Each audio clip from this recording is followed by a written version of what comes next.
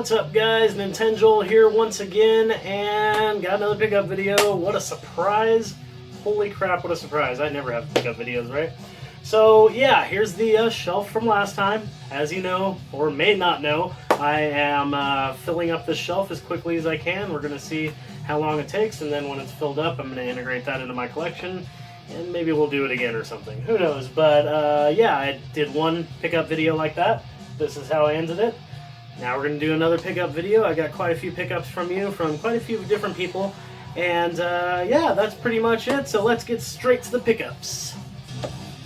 Alright, and here we go with the pickups. So the first thing that I actually grabbed was from a pawn shop, actually. And I don't normally score games from this place, but I have scored a couple. I went in there and was looking through, and they generally just have like Wii games, like PS3, Xbox 360, and then like some of the newer consoles. But once in a while you'll find a retro game in there, and I went in and I found like 3 PlayStation games just sitting on a shelf. One of them was disc only, and it was the one that I really wanted. Actually, it had a printed cover on it, but I just threw that away. It looked like crap. But it was a disc only that I didn't really mind was a disc only because it was a game that I've been after for so long. And then also there was a Game Boy Advance game in there too. I'll show you the Game Boy Advance game first. That was Mech Platoon. And this looks pretty cool. I have not actually played it yet, but it looks pretty decent from the gameplay footage I saw. But yeah, this was like $2, so that's awesome. And then the one that was disc only, I've been wanting this for so long because I remember when PlayStation first came out, I saw a magazine that had footage of this shown, and it just looked amazing. And now I've actually played it. That is Viewpoint for PlayStation.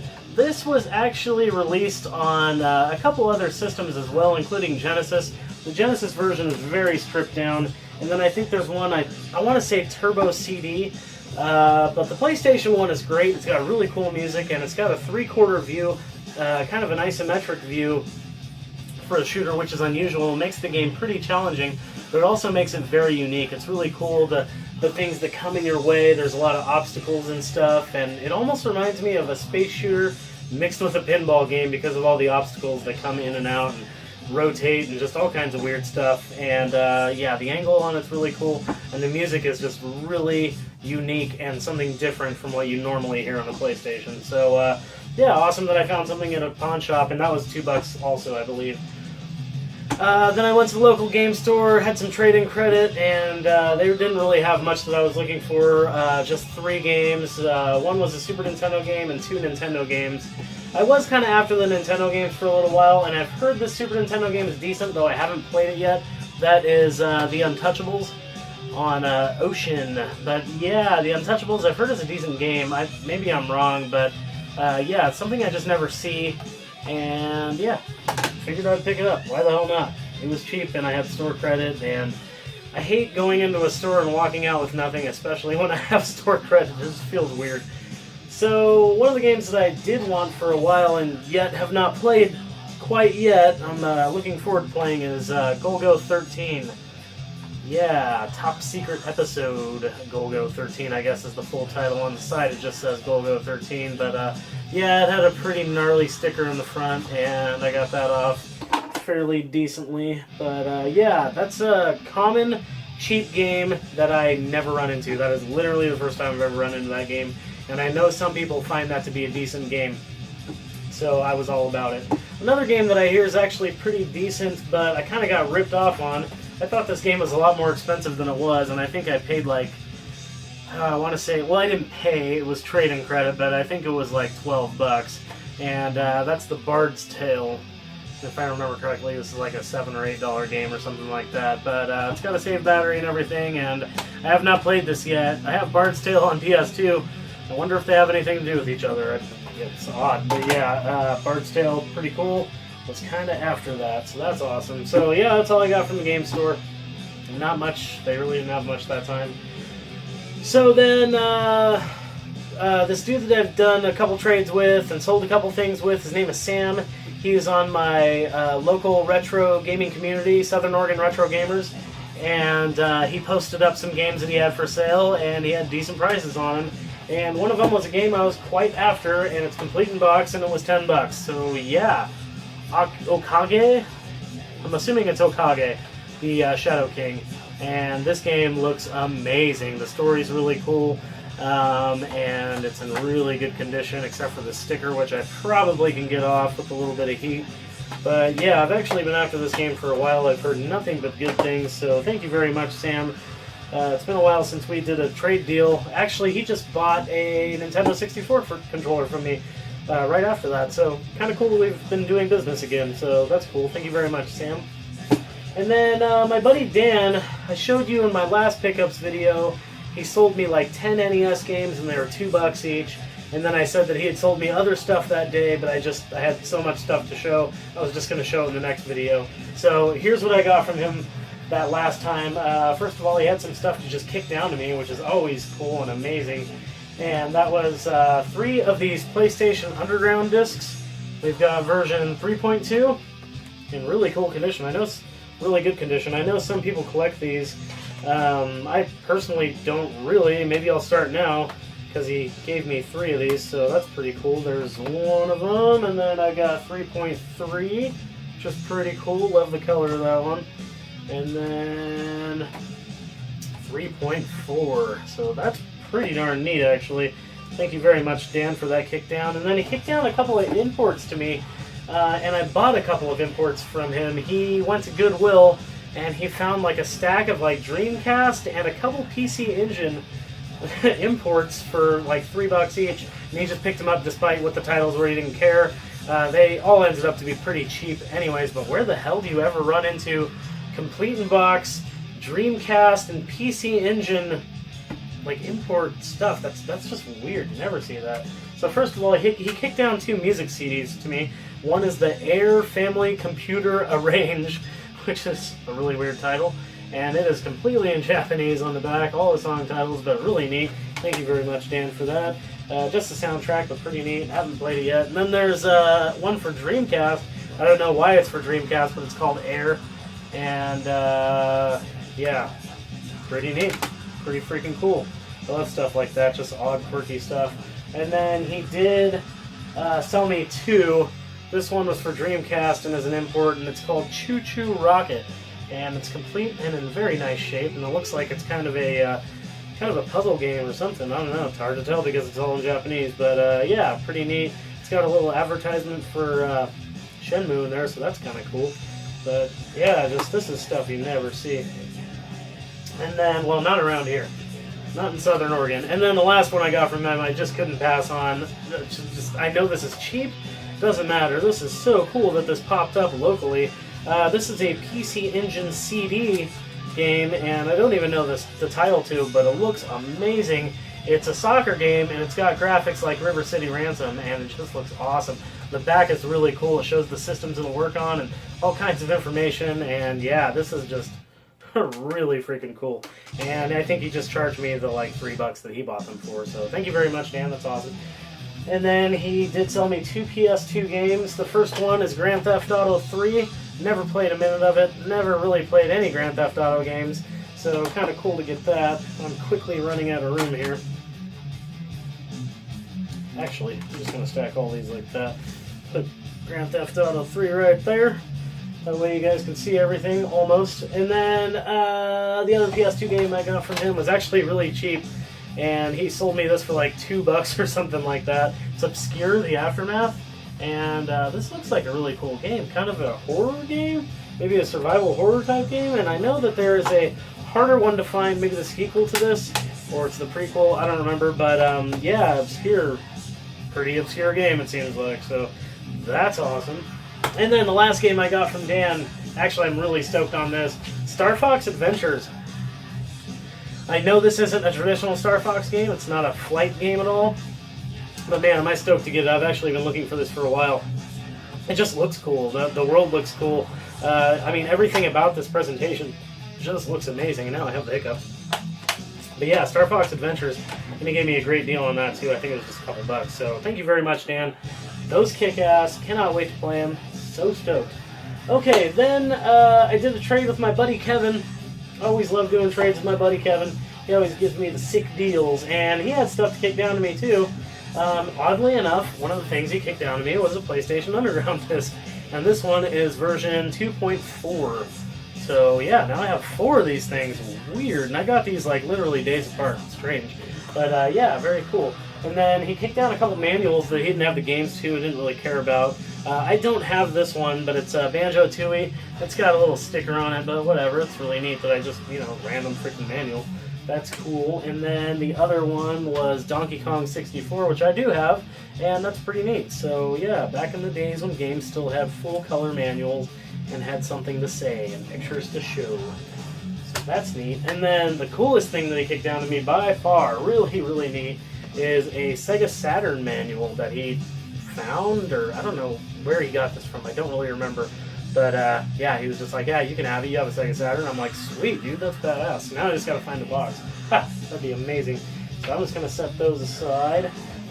And then I got one cheap game from him that I wanted just because I literally, this is so funny, I pretty much have given up on collecting for Sega Saturn because I cannot find complete box Sega Saturn games. It's just impossible. It just does not happen around here. And if you do find them, they are nothing but sports titles. This one's just a racing title, but here's my first Sega Saturn game that is actually complete in box. It's just Daytona USA. But really cool to finally have something on my shelf to show that is Sega Saturn besides just my console. I have 6 games for Saturn besides this, and they're all disc only. So yeah, thank you, Kevin. That's pretty awesome. He might have just kicked that one down to me. I think that was just thrown in the trade. But yeah, pretty neat. And then one game that he picked up, and I guess he found another copy, or he had another copy, so he offered it to me, and I really wanted it. As soon as I saw footage of it, I was like, yeah, I do want that. And this actually went with another trade of ours. Oh, I sold him a copy of Space Megaforce for a really good price, and he threw this in with it. And this is Daydreamin' Davy. So this is really cool. This is like an adventure game, overhead adventure game, kind of in the vein of Crystalis, or Crystalis, however you want to pronounce it. But yeah, that's pretty freaking neat. As soon as I saw gameplay footage, I was like, yeah, I want that. It's really cool. It's an adventure game, overhead adventure game. How could you go wrong on NES? So yeah, Daydreamin' Davy. This is a fairly cheap game, and it seems pretty cool. So very stoked to have that. And then I got one Super Nintendo game with this trade, and it came with manual, which is freaking awesome. And that is a game that I've been after for actually quite some time. Have not played it yet, but am excited to. That is Sim Ant. I know this is nothing special or super rare or anything, but it's kind of an uncommon game and something that you just don't see around, so very happy to pick that up. And again, it came with the manual. Corners are all messed up, but whatever. Pretty neat to just have that. And then the last 3 things that I got from Kevin, definitely the best 3 things. Now, keep in mind, all 3 of these are disc only. I know a lot of people don't collect disc only games, but the thing is I collect games to play them. And especially if they're like RPGs or shooters, or, there's some games that I just want. Eventually I'll try to get a complete in box copy, but for now I just want to play it. And the thing with getting disc only games is, especially from like friends or people you know or garage sales, is that people generally sell them way, way cheaper than online. Online is ridiculous. They charge so much for, even disc only games. Kevin gave these to me for a ridiculously low cost. In fact, at one point, I think he just said I could keep a couple of these. I'm not really positive. I definitely, one of these I traded for, but I think the first 2 he may have just said don't worry about it. We've done a lot of business, so thank you very much for that, Kevin. This is Record of Lodos War, and this is a dungeon crawler that looks really freaking cool for Dreamcast. And I don't have many Dreamcast games, so that's the thing. It's like, yeah, it's not complete in box, and yeah, I don't have the art and everything, but I'm building up quite a really good disc-only collection. Maybe I should do an episode showing my disc-only collections, because you guys would be surprised at the quality of games that I have, because if it's disc-only, it better be a good game if I'm going to get it. So yeah, Record of Lodos War. I've actually been after this game for a little while, so getting it disc-only to me is not a big deal at all. And the second one, very much have been after. Very, very much have been after, and that is Grandia 2. Awesome RPG that I've been looking for. I have Grandia 1 on PlayStation, and have been after this for quite some time. So, yeah, pretty stoked to have this. Again, disc only, but hey, I didn't pay barely anything. It was either like $10 for both of these, or he said forget about it. I honestly don't remember, but yeah, Grandia 2, freaking amazing. And then the third one, I had to bug him for this one, but it's kind of unfortunate. This disc only likes to work once in a while, so he gave me a killer trade on it. But the game, oh man, the game. This is freaking amazing. This is Mars Matrix. This is an overhead shooter for Dreamcast, and this is one of those reasons to own a console, it seems to me. This is a really cool, like, bullet hell type freaking overhead shooter with a lot going on and just really awesome graphics, and something that I cannot wait to delve into a bit later. But yes, thank you very much, Kevin, for the kickdowns, the manuals, the super awesome good deals. I know I've given you good deals in the past, and I will continue to do so because you're always taking care of me, man. So that's freaking amazing. Thank you very much, dude. And the last game I have for you guys, you know I always save the best one for last. I just did an online trade for this, and I traded a really good game for it, and you guys may think I'm a little crazy. You guys remember when I picked up that copy of Mega Man 7 with the totally messed up label? Not totally messed up, but really faded. Well, I had traded pretty much nothing but cheap consoles for that, and nothing really that great, and basically got it and was using it for trade bait. I'm not really after the Mega Mans for Super Nintendo as much. I just want number 5 for Nintendo, really, and I was just having this moment of like, I need to get this game. I've been after it for years, and the price has been skyrocketing in the last year. I need to get this game now. So I just went on the groups, and I offered the greatest deal ever to whoever wanted it, and I said, Mega Man 7, up for trade for a clean copy of Ogre Battle. Now, somebody got a really good deal. His name's AJ. This guy does a ton of trades on the groups, and is legit. And he got a really good deal, but at the same time, mine had a totally faded label. I didn't pay cash for it, and this game is just getting up there. It's really hard to find. I sold my copy probably 7 or 8 years ago, and I sold it for, I think, 40 bucks. Now this game goes for well over $100, bordering on like 120, 125, and I just felt I had to get it while I can. So I offered up an uptrade to somebody, and somebody responded and came through to me. So this is one of my holy grails. No joke. You have no idea how happy I am to get this. I have been into tactical RPGs now, whereas I used to not be, and it's just one of those games that I had for a long time that I didn't give a fair shot, and I knew eventually I was going to regret. Like, as soon as I shipped this game out, I regretted it. And here it is, finally. Thank you very much, AJ.